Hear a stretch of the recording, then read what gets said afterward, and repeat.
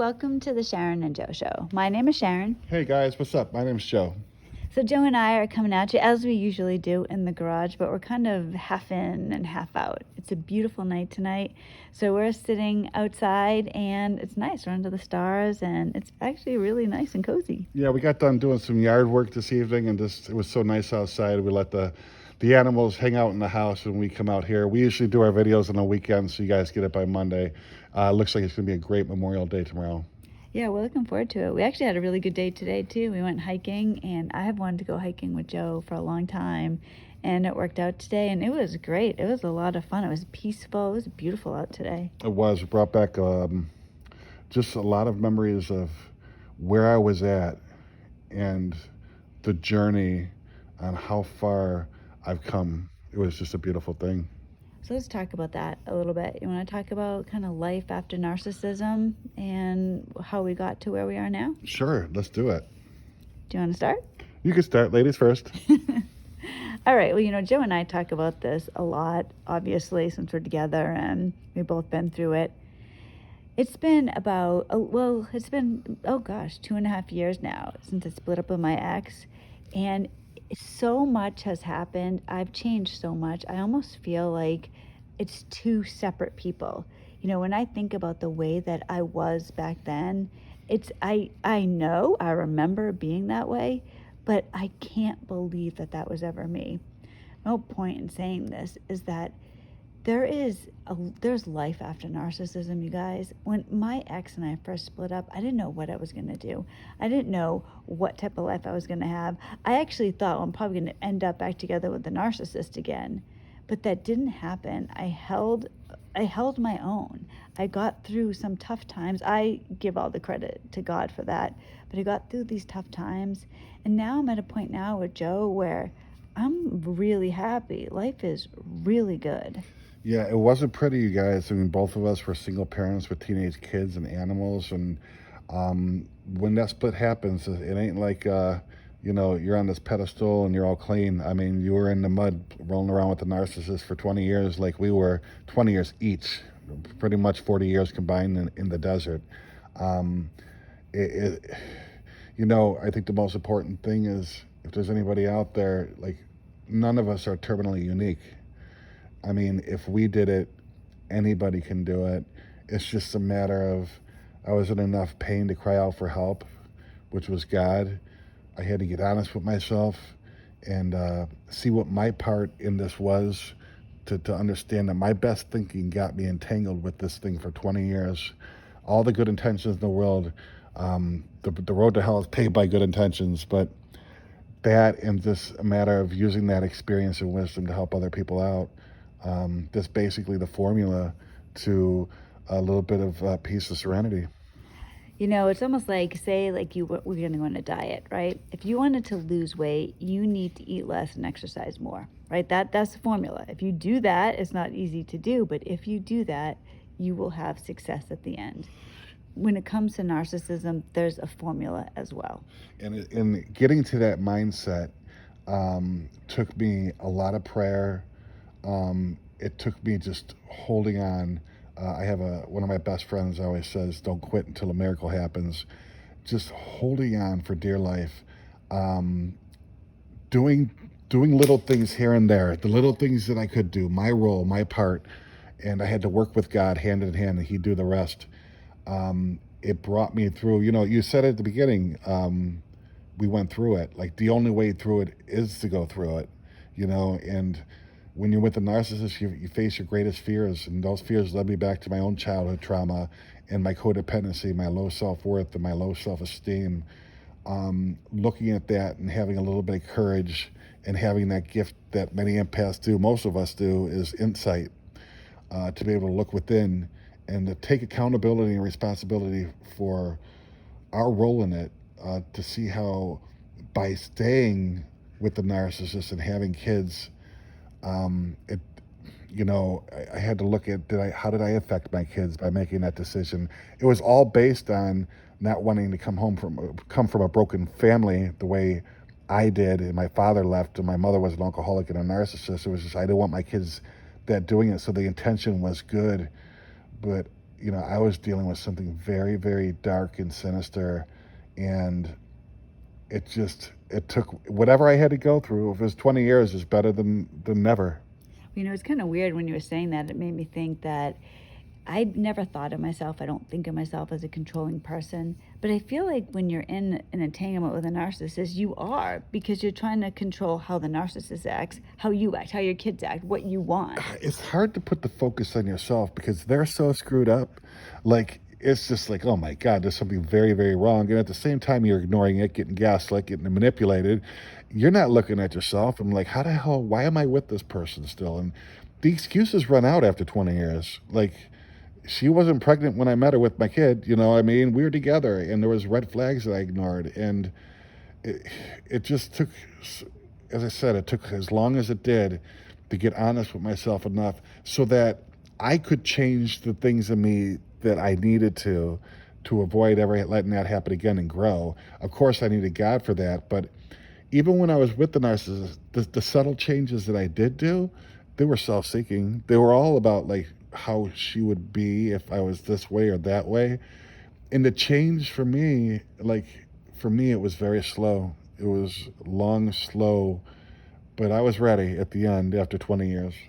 Well, it's weird because when you say that, it's so true. When I was with my ex, I never gave consideration to the things that I needed to change about myself. You're right. It was all him. And his problems were so humongous, like just extraordinary, that it's hard to just like think about yourself. But once you do, there's a lot for us to focus on, a lot for us to learn so we can grow and thrive and be the people that we were always meant to be. They're so extreme that you gaslight yourself. Like, Yeah. you're just like, they lie right to your face and you have a photo of it, and somehow you can make yourself believe like, okay, that's not a. It took many moons, even after I went no contact, even when I was with her, when I started learning about narcissism, to accept the fact that there's quote unquote people out there like that, like that have those masks that truly like are that deceiving.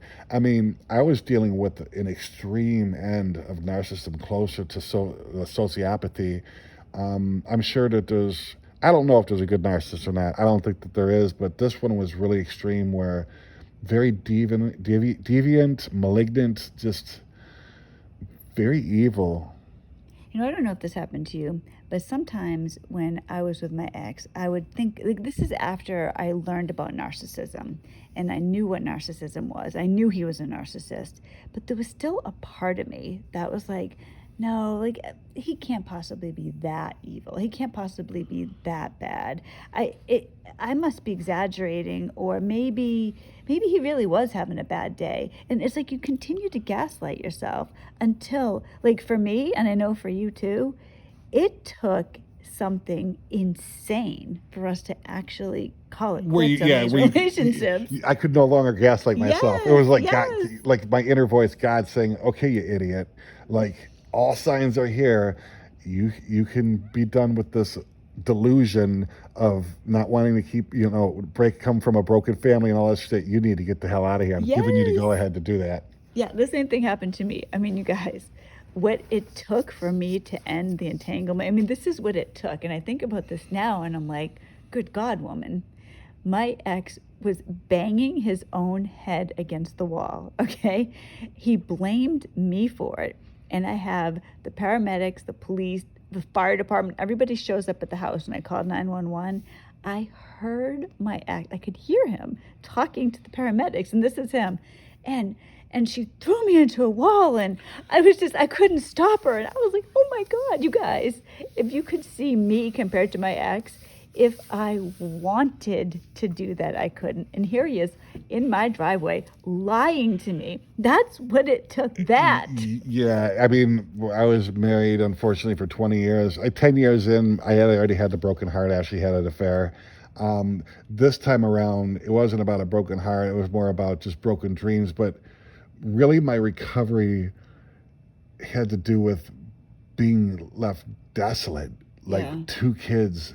She stole the car, and she couldn't get arrested because we were still married. Took every single penny out of our account. Like, it was bad. The electric went off. Like her mother's living here, two cats, a dog. I mean, the recovery part was I gave so much energy towards that relationship, if you want to call it that, that at the end, it was a struggle to work and pay the bills. And then while you're still trying to do this, going through this divorce, like she's still robbing and trying to take more. And I'm here trying to like keep our heads above water, including her own children, my kids that I love, but that was the recovery. It wasn't the broken heart kind of deal. It was having no energy or will to live. Yeah, it's really tough. Joe and I both had a similar experience in that our exes left us destitute. Like, a lot of when I moved to New Hampshire in December, one of the reasons that I had to move was I was going to be homeless if I didn't move. I mean, that it was that bad. My ex was pushing me into a corner. Joe and I both think he was kind of waiting, running the clock out, and I was going to either have to literally, like, I'm not just saying, like, this is real. Like, I was going to be homeless, or I was going to be stuck having a narcissist live with me. And it's not just a narcissist. My ex was dangerous. There were a couple times I believe, this is my belief, but I believe that he was going to harm my children and I. So that's where we were. Joe was in a bad situation too. His ex also is dangerous. This is no joke. This isn't, somebody who has, they get divorced and they're doing it right, and, they split the house and everyone, kind of lives happily ever after, maybe a little damaged. This is absolute devastation where, like, we were having trouble breathing. Yeah. We were underwater. And now, today, oh my God. Yeah, the whole point of saying that, you guys, is if there's somebody out there that's like suffering from terminal uniqueness, that, yeah, but you don't get my situation. Man, together we have 40 years of hell in the desert with these creatures. We are single parents, and with pets and bills and all kinds of shit. And, that pain, I cried out to God of my understanding. And I started to build a relationship with him because I was in that much pain. It wasn't because I'm faithful and I'm courageous. It brought me to my knees. And when I stopped blaming the narcissist, after she was out of my life for a couple months, I was still miserable. Well, she was a problem. Why am I so miserable? Of course, she left me devastated, but I got honest with myself to say, okay, what the hell is your problem? Staying with somebody for 20 years like that. And getting honest with myself and trusting God, then trying to do my best to get out of my head to maybe help somebody else out. Like, that was the formula that brought me to learning and experience a new sense of freedom and hope. Joe and I are different. We've had different recoveries. However, we've had the exact same thing work for both of us to get to the other side, to get to, a good point. Like, things are good. We're at a good place right now, but we wouldn't have been here if we didn't go through the recovery. The formula, at least, and from my experience, works is, trusting God and then doing that soul searching, that shadow work, I call it, because it's unconscious. Like, what was my role in this? And there's people out there that say I'm not a victim, but you ask them that and they take great offense to it. Like, my best thinking got me involved with this damn narcissist for 20 years. I had to get honest. Low self-worth, low self-esteem. I was afraid, no faith, even though I thought I had faith. And it started like the dots started to connect. God did for me what I couldn't do for myself, so that I could understand that I can't change a narcissist, or anybody for that matter, but there's certain things in myself that I can change with God's help. And that, along with how the hell do I stop like this? My mind was constantly going. I was hyper vigilant. I started to add up the little bits of peace I got when I was doing something for somebody else. Like, because then their problems seemed to be more important than mine. And I found a little bit of peace helping with the videos and talking with Sharon, helping her. That was the formula that I did. And then, God takes care of the rest. And the prayer was important, but you can pray for potatoes all you want, but if you don't pick up the hoe and you don't water and do the work, ain't no damn potatoes going to grow. Like, I had to work and build that relationship with God which took the obsession off the narcissist because I was more concerned about how effed up I was and how beautiful this new relationship was. And then it started to grow. Yeah, having a relationship with God has been absolutely. I don't think I could recover it There's, otherwise. I don't know. In my experience, I was beyond human aid. And Yeah. for most of the people, most, not all of them, but for most of the people I hear that have not only recovered but are thriving from narcissism, they have some fundamental belief in a power much bigger than themselves. Well, I think for me, like, and I know you believe this too, we've discussed it.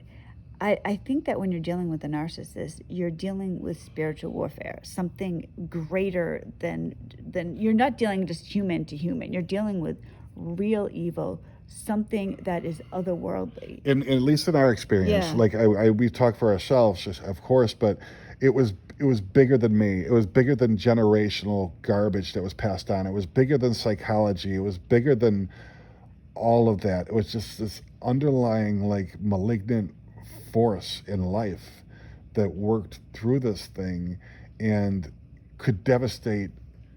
Like, I don't know, there's probably people back in the day like Hitler and that were narcissists that could devastate and level like entire families, and this was on a personal level. And there's no one that I know that has been through this that has ever been the same since. No, never. Although that's the truth. But I have to say, in some ways, there are some benefits to the Oh yeah, and abuse. I don't. When I mean like haven't been the same, I mean like in my case, I'm working on becoming a better version of where I Yeah. was, much wiser, I could be more helpful to other people.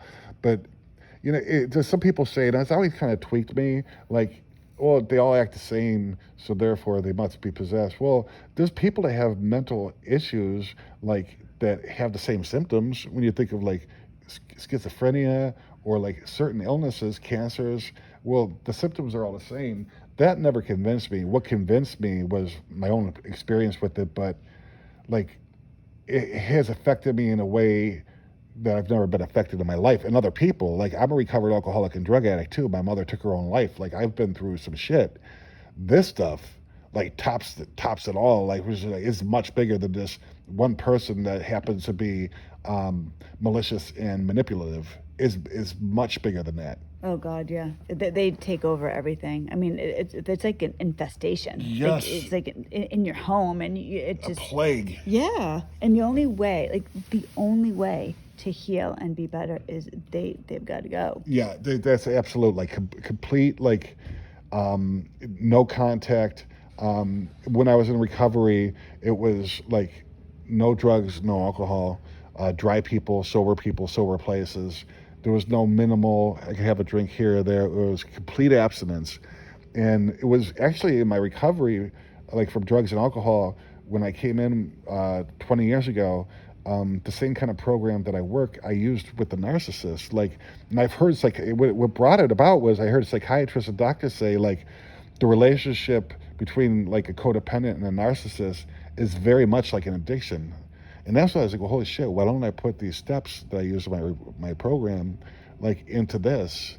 And it worked. I was just like, holy crap. And it made all the sense in the world. That's why I learned about, not just said the word codependent, but it connected the dots like, holy crap, my mother was a narcissist and an alcoholic. My father left when I was 10.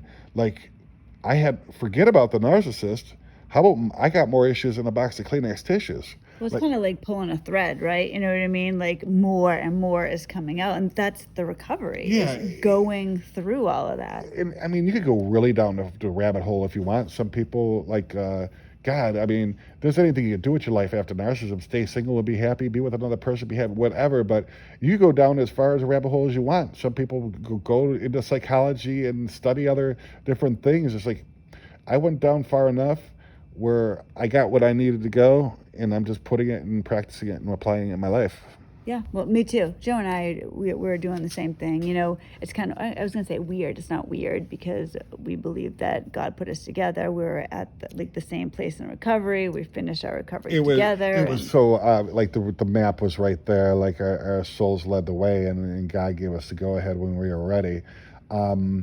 It's just a night and day difference. And I say the change has been slow because, it's the complex post-traumatic stress disorder that I went through was, oh my God, I don't ever want to go back. It was just horrible. But today, to say I'm going for a hike in the park with Sharon, and we're going to enjoy the day, and we're having picnics, and taking the kids out and having hope again, where I was just hopeless, it's a complete miracle. It's all what we couldn't do for ourselves, God did, and all we did, and it was, I'm not gonna say all we did. It's not like we didn't, it wasn't painful. We followed the path that God led us on, and today, like, life is, oh my God, you guys, it's incredible. Yeah, and I think about like when people say narcissists can't change, like I, I I'm like, all right, I maybe some can't. I don't know. I just know how difficult it was for me, and I have empathy. I'm not a saint. I'm far And you from it. wanted to Yeah, I change. wanted to. I had a willingness to. I had enough insight and some honesty, and it was a miracle. I couldn't imagine if I had this self defense mechanism that deflected blame and responsibility and had little empathy and I had no willingness. How the hell are you going to change if you don't have any of those components? It's also painful. When you and I went through Oh, our God. recovery, we had to look at things about ourselves that, because even though, if for anybody, when you're with a narcissist, the narcissist is, oh my gosh, like the things that they do. They're a wrecking ball. They're like a hurricane. It's damn obvious that they're a damn problem. Yes, but then you have to, at the same time, look at yourself like why was I with this person? What the heck was wrong with me? That's painful. You gotta the no contact, and that's where the complete abstinence from the Yeah. narcissist. That's where it gives you the opportunity, and hopefully you have like a moment of clarity, or a window that's open where you can get that insight, and then you start asking questions to yourself while you replace that entanglement with the relationship with God. You're getting to know God better, yourself, and you're asking questions. The obsession seems to kind of lift somewhere Yeah. along the line where you're no longer obsessed about them because you're too concerned with, oh, the hell, what the hell's wrong with me? Exactly. And then there comes that point where you see the narcissist clear as day, you see yourself clear as day, and you go different paths, and it's incredible. Yeah, and the hatred that you had slowly dissipates to, well, it's just the narcissist being a narcissist. Like a snake's a snake, a turkey's a turkey, a dog's a dog. The narcissist is just a narcissist. Now I know better, like just to steer the hell clear of any gut feeling I got about anything being around me that remotely identifies with that kind of personality disorder. Even if it's remote, like just be on guard. And the hatred subsides, the forgiveness starts to kick in. I think it's about forgiving yourself. Like I had to forgive myself because I look at my kids and like they've been affected by my decisions too of staying. They might have been Yeah. in a different place. I don't know, but I had to go through whatever I had to go through to get here, and God forgave me. That's another cool part is like my faith was there is a God of the universe, and like I believe that He created everything. He loves everybody, but on an intimate level, to know that my best thinking got me in this entanglement.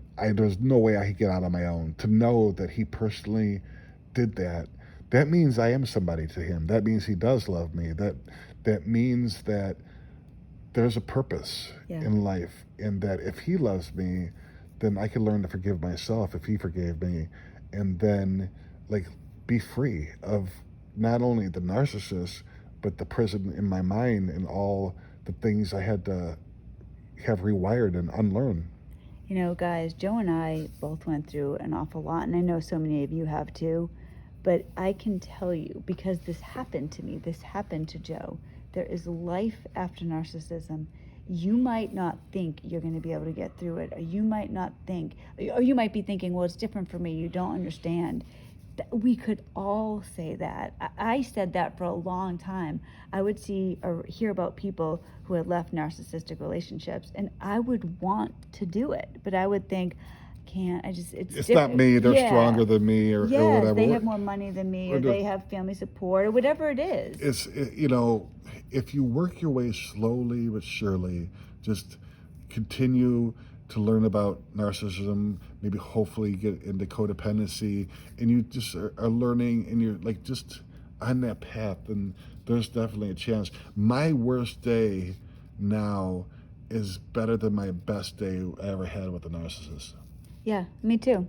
Life is, guys, life is so much better, and this is available to everybody. It's not just, well, Joe and I are particularly lucky, or we have something that nobody else could have. That's not true. And we struggle, you guys. Like, there's things that we still can't do, but our perspective on things now are, okay, what can I do? So some people that might be in a really difficult position, maybe not now, but maybe you can start planning and like gathering resources and learning, and it'll come, as I said. Doors open when you start putting the work in. Yeah, and just don't give up until a miracle happens. God, Joe, is that the truth or what? Yeah. So I guess that's a good place to end it. Thank you guys for hanging out with us well into the night. I don't even know what time it is. It's like 1 a.m. or something. It's gonna be Memorial Day, so have a happy Memorial Day. God bless you, and thank you all the veterans that served in the U.S. forces. Yep, 100%. I'm with you. All right, guys, I hope you have a wonderful week, and I will see you on Wednesday. And I always ask this at the end. Joe, you'll be back next week? God willing, yes. All right, we'll see you then. Bye, everybody. Bye, guys.